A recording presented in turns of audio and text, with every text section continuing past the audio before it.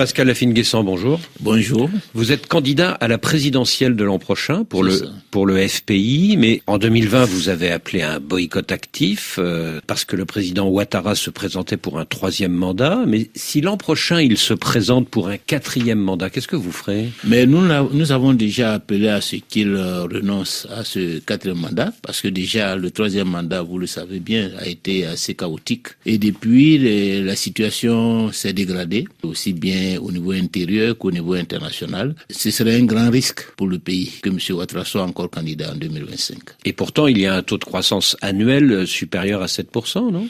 Oui, c'est vrai, mais vous savez, le taux de croissance n'a rien à voir avec la réalité. Sur le plan social, c'est la catastrophe. L'espérance de vie a reculé sous M. Ouattara de 58 à 57 ans. L'indice de développement humain s'est dégradé. Il y a beaucoup de pauvreté. Sur le plan politique, la réconciliation nationale est un échec. Sur le plan de la gouvernance, beaucoup de malversations, beaucoup d'enrichissement illicite, de corruption. Et donc, il y a une forte attente de la part des Ivoiriens au changement. Le RHDP au pouvoir appelle Alassane Ouattara à se présenter l'an prochain. À votre avis, il va y aller ou pas? Oh, je ne crois pas, je ne pense pas, parce que M. Ouattara est bien conscient du risque que cela représente pour lui-même et pour le pays s'il était candidat. Et à votre avis, qui sera le dauphin d'Alassane Ouattara pour le RHDP? Ça, c'est une question interne. Vous avez une petite idée? Oui, j'ai une petite idée, mais je la garde pour moi. On parle du vice-président, Thiemoko Miele-Kone. Évidemment, quand on a été vice-président, on aspire légitimement à être président. Donc ce ne serait pas une surprise si c'était lui qui était choisi comme le candidat du RHDP. Et quelle est votre stratégie en vue de la présidentielle d'octobre prochain? C'est d'y aller seul ou de faire alliance avec d'autres? Oh, vous savez, en Côte d'Ivoire, aucun parti à l'heure actuelle, qu'il soit au pouvoir ou pas, ne peut gagner seul. Nous avons des appels de pied émanant du PPACI, du président Laurent Gbagbo, et il y a donc des frémissements en faveur de ces retrouvailles. Et je suis persuadé que nous allons nous retrouver pour gagner ensemble l'élection de 2025.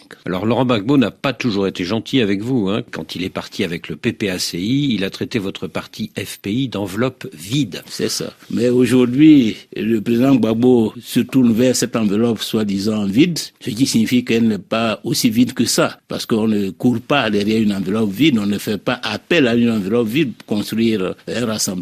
Le président Gbagbo a bien compris que c'est dans ces retrouvailles que nous avons une chance de revenir au pouvoir. Il a lancé un appel depuis Beaunois. Il a envoyé plusieurs délégations en notre direction. Et donc, je pense que le moment est venu de nous retrouver et nous allons faire en sorte que ces retrouvailles-là conduisent notre famille politique au pouvoir en 2025. Et vous seriez tous deux candidats en octobre, quitte à vous désister pour le mieux placé pour le 2e tour? Comment vous voyez les choses? Tout cela est à négocier. Juste avant ce déplacement en Europe, nous avons reçu une délégation du PPACI et il est question que le président Gbagbo et moi, nous nous retrouvions parce qu'au-delà de l'accord, il y a une réconciliation à organiser. Et nous nous sommes opposés pour pouvoir rassurer l'opinion, pour pouvoir crédibiliser une quelconque alliance. Il faut d'abord que nous donnions des signaux forts à l'opinion, que nous avons tourné la page des dissensions et cette nouvelle dynamique doit être matérialisée par une rencontre et je pense qu'à l'occasion de cette rencontre, nous allons échanger sur la manière d'aller ensemble à ces élections de 2025.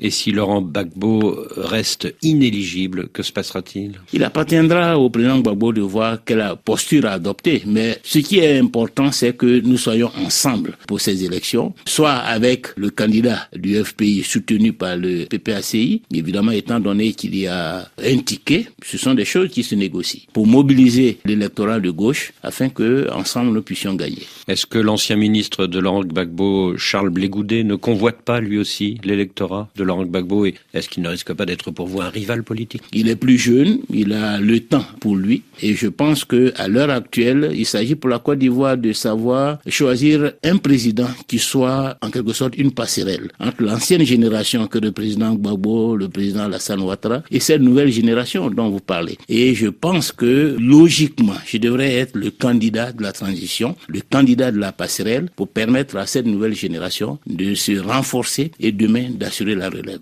Monsieur le Premier ministre, merci.